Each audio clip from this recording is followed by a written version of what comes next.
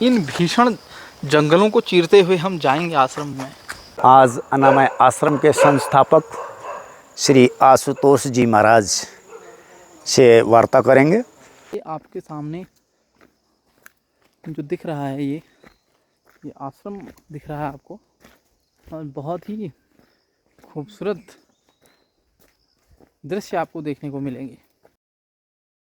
सायंकाल में आश्रम का ये अद्भुत नज़ारा आपके सामने है। आश्रम में निःशुल्क शिक्षा दी जाती है, वैदिक पाठ्यक्रम के अनुसार योग होता है प्रातःकाल, पशुपालन होता है यहाँ पर, जैविक खेती यहाँ पर होती है और साथ ही साथ आयुर्वेदिक चिकित्सालय भी यहाँ पर उपलब्ध है।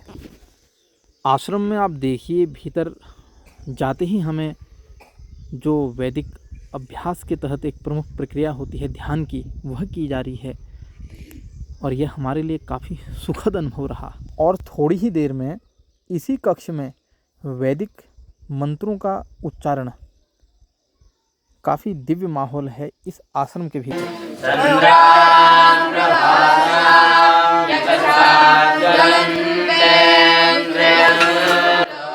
तो आइए मिलते हैं इस आश्रम के संस्थापक श्री आशुतोष महाराज जी से। आपको सर्वप्रथम हमारी तरफ से, हमारी पूरी टीम की तरफ से कोटि कोटि नमन है। और हम सभी दर्शक, हम सभी ये जानना चाहते हैं कि आपका ये जो अभिनव प्रयास है यहाँ पे हिमालयन, इस हिमालयी क्षेत्र के विकास के लिए जो आपका समर्पण है वो भुलाया नहीं जा सकता। यहाँ पे आप निःशुल्क शिक्षा देते हैं, आयुर्वेदिक ट्रीटमेंट यहाँ पे होता है, आयुर्वेदिक इलाज यहाँ पे होता है, और भी यहाँ पर ध्यान योग के शिविर आप लगाते हैं और बहुत अधिक आध्यात्मिक विकास के साथ साथ क्षेत्र के विकास में भी आपका अमूल्य योगदान है। तो सर्वप्रथम हम आपसे ये जानना चाहेंगे कि आपने अपने जीवन की शुरुआत कहाँ से करी और आपने कैसे ये निर्णय लिया कि आप यहाँ आ जाएं, हिमालय में आ जाएं। तो अपनी उस यात्रा के बारे में हमारे दर्शकों को बताएंगे आप। ये शॉर्ट वर्जन चाहिए, लंबी वर्जन चाहिए? देखिए, बहुत लंबी कहानी है, लेकिन मैं थोड़ा सा शॉर्ट बताता हूँ। मतलब पूरी चीज़ महर्षि महेश योगी की आशीर्वाद है। महर्षि जी खुद मुझसे बताए है, नागरी ले लो इस देश का।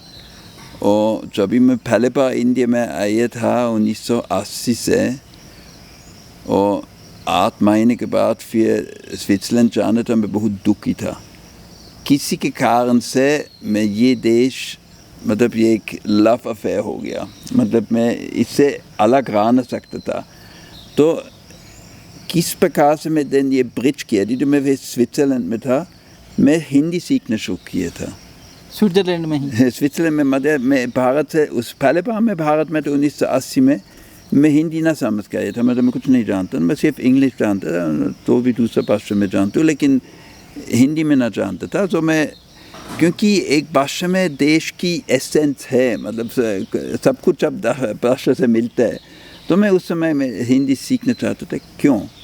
क्योंकि मैं गहरा मेरा दिल में जानता था मैं फ़िलहाल इस देश में रहेंगे।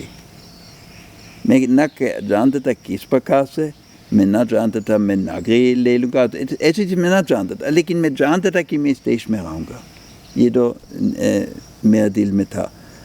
और then बाकी चीज़ थी कि then मैं 86 में then फिर इंडिया में आया था, महर्षि मुझे फिर बुलाए थे, और उस समय में मैं आयुर्वेदिक काम किया था और डॉक्टर द्विवेदी के साथ 2.5 साल की प्रोग्राम था। तो मैं मतलब रसायन की काम कर रहा था, और सारे वर्कर लोग सिर्फ हिंदी बोलते थे, और हम 2 विदेशी थे, एक जर्मन बायोलॉजिस्ट और मैं केमिस्ट। हम सिर्फ उस समय में हम सीखा था, सो ये और बेहतर हो गया। then फिर 92 में आया था, और फ़िलहाल एक आधा साल के लिए, और फ़िलहाल 96 जनवरी में इंडिया में आए हैं, और फिर छोड़ा नहीं। मतलब ठीक है, बीच में माल 1 हफ्ते के लिए थे, लेकिन बेसिकली मैं दिन इंडिया में रुका था। ओके, अभी क्यों मैं इधर हूँ जी? वहाँ से फिर आप यहाँ कैसे आए और इतना ये आपने आश्रम की इतना ये व्यवस्था करी, कौसानी में आप यहाँ पर आए और आश्रम की आपने स्थापना की, इस विषय में? देखिए, एक चीज़ तो मैंने सीखी है, लाइफ सिर्फ एक लक्ष्य है, आनंद पाना। कोई दूसरा कारण है नहीं कि हम रहते हैं। हम रहते हैं कि हम आनंद में रहना चाहिए। और यदि तो हम आनंद में रहते हैं, then बहुत विचार भी आते, क्या हम खा सकते हैं, किस प्रकार से हमारा वातावरण कुछ खा सकते, क्या हम हमारे लाइफ से खाते, क्योंकि यदि तो आप आनंद में है तो प्रकृति के नियम भी आपके साथ है, प्रकृति के नियम आपके साथ है, देवता लोग आपके पक्ष में है, तो जो भी आप खाना चाहते हैं जो इच्छा करो मन मही प्रभु प्रताप कच्छु दुर्लभ नहीं, ये होता है। और ये एक्चुअली शिक्षा की आधार होना चाहिए। और एक समय में मैं ये अनुभव किया था, मैं किसी से वाशिंगटन में कुछ बात खाना था और मैं एक रानीखेत में एक पीसीओ में था। उस समय में ये 99 की बात है, उस समय में मोबाइल ऐसी चीज़ नहीं था। सो मैं पीसीओ में था, मैं उधर फ़ोन किया था, देन ये बोला आधा घंटे के बाद फिर फ़ोन को, मैं आधा घंटे उधर इंतज़ार था। और देन यंग लोग मतलब 16-17 उम्र के लड़के, और सब लोग से मुँह से अल्कोहल की बदबू आया था। तो मैंने उन लड़कों से पूछा था, सुना तुम क्यों तुम्हारा भविष्य खराब खाते हो, क्यों? हम लोग सब पिए हैं। नहीं सुना, यदि तुम नहीं, जो भी तुम बोलते मुझे मालूम है तुम लोग सब पिए। तो फिलहाल वे लोग समझ गए मैं तक पे जानता था, और वे लोग ने बोले थे ठीक है, लेकिन अब चुप रहिए, हमारे पिताजी आसपास है, कुछ नहीं। मैं तुम्हारे पिताजी के बारे में चिंतित नहीं है, मैं तुम्हारा भविष्य के बारे में चिंतित हूँ। तुम इस यंग एज से अभी तुम इस रास्ते से जाना शुरू करते, तुम तो पूरा लाइफ खराब हो जाएंगे। तो ये वे लोग मुझसे पूछ रहे हैं, सर आप किस भविष्य की बात कर रहे हैं? हमारा भविष्य क्या है? हम इधर क्या है? हम इधर हिमालय में हम क्या कर सकते? आप हमारा भविष्य ये है कि हम दिल्ली या कोलकाता या मुंबई में लाखों लोग के साथ घूमें, देखें कोई नौकरी मिलेंगे? दिन में बहुत दुखी हो गया। मैंने सोचा वे लोग सबसे अच्छा जगह दुनिया में पैदा हुए हैं, सबसे सुंदर जगह। इधर सारे हर एक आदमी की भगवती ध्यान के अभ्यास खाते, अनुभव खाते, ये खुद ये अनुभव खाते, इधर इतना आनंद मिलता है जैसा दिल्ली में ना मिलता है। लंदन भूल जाओ दूर की बात है, लेकिन इंडिया में, इसलिए मैं इंडिया पसंद करती हूँ क्योंकि सूक्ष्म जगह में ये तो कुछ है कि दूसरे देशों में नहीं है। और हिमालय विशेष, जो भी अब हिमालय में मिल सकते हैं ये अब दिल्ली में ना मिल सकते, बॉम्बे ना मिल सकते, लेकिन इधर मिल सकते। और यदि तो लोग एक चीज़ सीखते हैं, क्रिएटिविटी मतलब सृष्टि शक्ति, then वे लोग अपनी वर्तमान में हम इतना बहुत चीज़ खा सकते हैं। प्रश्न सिर्फ ये है विचार, आइडिया। और यदि तो आप एक विचार है, संकल्प लेते हैं, then इसकी सफलता भी होते हैं। जो इच्छा करो मन मही प्रभु प्रताप कच्छु दुर्लभ नहीं। मैं आपको बता रहा हूँ, मैं ये जगह ये तो मैं बिना पैसे शुरू किया था, मेरे पास कुछ नहीं था, मैं सिर्फ एक संकल्प ले लिया है, मैं संकल्प ले लिया है, मैं शुरू किया है और पैसा आया है। ये सब सिर्फ एक प्रश्न है कि हम सीख रहे हैं किस प्रकार से हम सूक्ष्म मन, जिसमें सारे भगवान लोग रहते हैं। ऋग्वेद तो खुद बोलते, ऋक्ष अक्षरे परमे व्योमन यस्मिन् देवाधिनिष्य विशदु यस्तान नवेद किम ऋक्ष करिष्यति। तो ये ऋग्वेद बोलते हैं और ये तुलसीदास बोल रहे थे। ये मेन चीज़ है और ये शिक्षा होनी चाहिए। यदि तो हर एक आदमी थोड़ा से ये अनुभव करते हैं, समझ गए हैं, देन लाइफ बहुत सुंदर हो जाएंगे और कोई इकोनॉमिक प्रॉब्लम नहीं हो जाएंगे। यदि तो लोग सोचते हैं मैं सिर्फ पीना है या मैं ये जो भी बहुत लोग इधर करते हैं, ये बहुत दुखी की बात है, तो लाइफ खराब हो जाएंगे। वी हैव अ चॉइस, ये हमारा हाथ में है। मनुष्य एक चॉइस है, इस तरफ से जा सकते हैं या इस तरफ से जा सकते हैं, ये आपके हाथ में है। अनफॉर्चुनेटली शिक्षा आजकल नौकरी बनाते हैं। सबसे बड़ा वाला मंत्र है नौकरी, नौकरी नहीं। सबसे बड़ा हमारा मंत्र ये होना चाहिए आनंद। आनंद में सब चीज़ आ जाएंगे। तो गुरुजी आपने बार बार आनंद के बारे में बताया है, तो हमारे दर्शकों को ये इसके बारे में और बताएंगे कि मनुष्य जो है, जो भी व्यक्ति है, वो आनंद के स्तर में कैसे पहुंच सकता है, उसके लिए वो क्या करे कि वो आनंद के स्तर को प्राप्त हो जाए, जिससे वो रचनात्मक क्षेत्र में आगे बढ़ सके। लोग बोलते हैं मन चंचल है, नहीं, मन चंचल नहीं है। सेम ही बोलते हैं मधुमक्खी चंचल है। यदि तो आप मधुमक्खी से पूछते, मधुमक्खी बोलेंगी क्या बात, कितना मात खाते हो? मैं बहुत कार्तफिया के अनुसार आते, मैं इतना नेक्टर, इतना, मैं एक फूल से मिलता हूँ, मैं लेता हूँ, मैं दूसरे के पास जाता हूँ, मैं तीसरे के पास जाता हूँ। इस प्रकार से मन भी है। मन हमेशा दूध रहे किधर में ज़्यादा आनंद मिलता हूँ। अभी समस्या है, यदि तो हम आनंद दूध रहे हैं हमारे 5 इंद्रिय द्वारा से, तो थोड़ा बहुत मिलते हैं। यदि तो हम आनंद दूध रहे उनकी स्रोत की भीतर है, आत्मा की तरफ, सूक्ष्म मन की तरफ, तो कोई सीमा नहीं है। तो यदि तो जो भी हम कर रहे हैं, हम सपोर्ट लेते हैं हमारे भीतर से। इतना ऊंचा आप एक बिल्डिंग बनाने जाते हैं, इतना गहरा आप फाउंडेशन बनाना है। इतना ऊंचा आपकी लाइफ बनाने जाते हैं, इतना गहरा आपकी मन होना चाहिए। तो इतना गहरा हम तो जानते हैं कि हम सिर्फ 5-10% उपयोग करते। विलियम जेम्स सबसे पहले साइकोलॉजिस्ट था कि कम से कम 200 साल पहले ये बोला था, और कोई आदमी इससे विरोध नहीं है, सब लोग बोलते ये सच है। हम बहुत कम हिस्सा उपयोग करते हैं। ये हमारा इतिहास है, हमारा परंपरा है, हमारा हेरिटेज है। योग सिर्फ एक जिम्नास्टिक नहीं है, योग एक पूरा ज्ञान है जिस प्रकार से हम गहरा मन प्राप्त कर सकते हैं। और दूसरा हिस्सा इसके साथ है उपवेद। देखो, वैदिक टेक्स्ट में 2 प्रकार की टेक्स्ट है कि हम लोग को मदद देते हैं। एक तो सारा उपांग, इससे एक योग है, और उपवेद, इसमें एक आयुर्वेद है।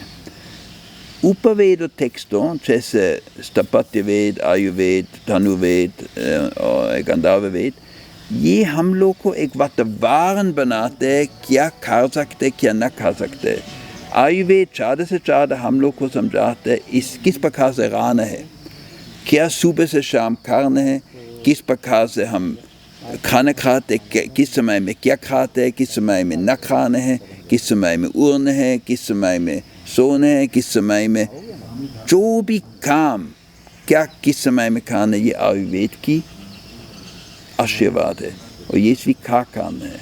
यदि हम ये स्वीकार करते हैं, हम एक वातावरण बनाते हैं कि साल हो जाते हैं, और सुबह से शाम योग मतलब भगवती ध्यान ये करते हैं, then हम एक लाइफस्टाइल बनाए हैं कि हम लोग को सारा सफलता देंगे।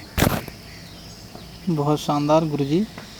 तो एक प्रश्न और मन में आ रहा है कि आपने जैसे इस आश्रम की अवधारणा रखी, तो आपने अनामय आश्रम इसको नाम दिया। तो इसके पीछे क्या आपका क्या सोचा आपने, इसका क्या अर्थ है, ये भी पता लोगों को। अन्नमय इसकी अर्थ है परफेक्ट हेल्थ, मतलब स्वास्थ्य की जीवन मुक्त की तरफ से है। मतलब एक स्वास्थ्य की परिस्थिति कि आपको जीवन मुक्त देते हैं, बंधनों से मुक्त है। ये अन्नमय की अर्थ है, इसलिए मैं ये नाम ले लिया है। और इस हिमालय क्षेत्र के लोगों के लिए, जो आसपास लोग रह रहे हैं यहाँ वर्षों से, और उन लोगों के लिए आपका क्या मैसेज है? उन युवाओं के लिए जो छोटे बच्चे पढ़ रहे हैं स्कूलों में, और जो घरों में रह रहे हैं या युवा हैं, उनके लिए आपका क्या आह्वान है उनसे, और क्या आपकी उनसे आकांक्षा है? जो भी रिचनेस, जो भी वैली, जो भी हिमालय हम लोग को देते हैं, ये भूलना नहीं है, ये उपयोग करना है।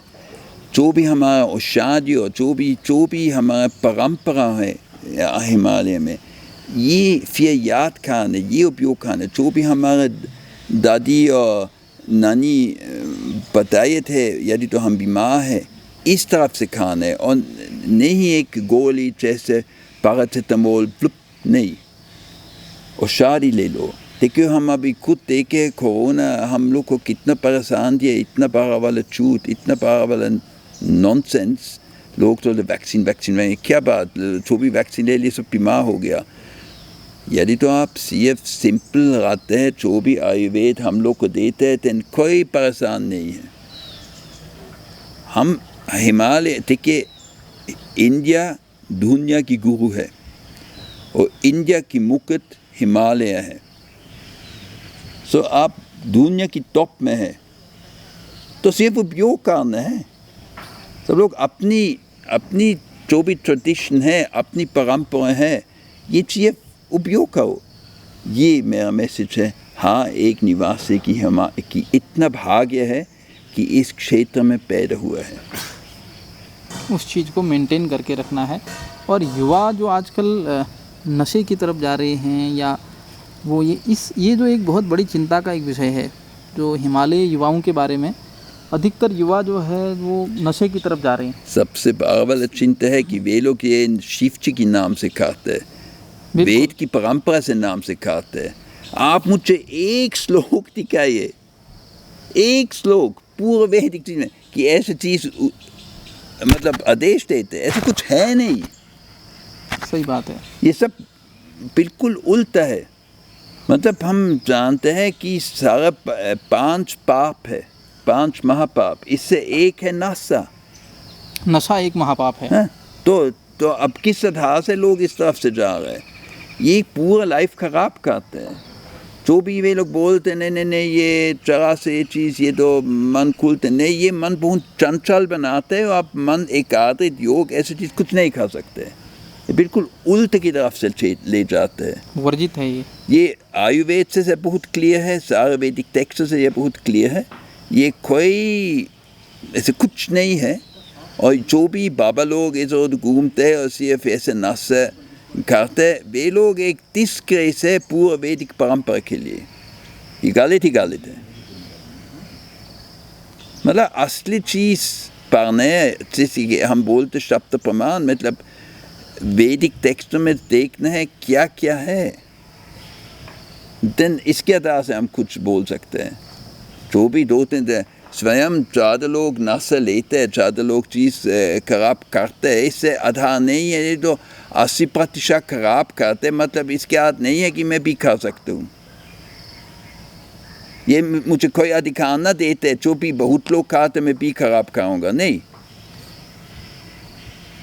हम लोग चाहिए कि बोलते नहीं, ठीक रास्ता इस तरफ से, जो भी तुम चाहते गलत है। ऐसे लोग चाहिए। ऐसे लोग की आधार से हम एक भविष्य बना सकते हैं। जो भी लोग सिर्फ नशे की तरफ जाते हैं, ये नरक की तरफ से जा रहे हैं, नरक। अंत में गुरुजी, अगर सार्थक जीवन जीने के लिए, एक सही और सार्थक जीवन जीने के लिए आपका सूक्ष्म और बहुत ही प्रभावशाली आपके अंतिम शब्द आज के इस साक्षात्कार के, जिससे ये लोगों को पता चले कि जीवन जीने के लिए क्या क्या मुख्य चीज़ें वो करे और क्या क्या चीज़ें ना करे अपने जीवन में।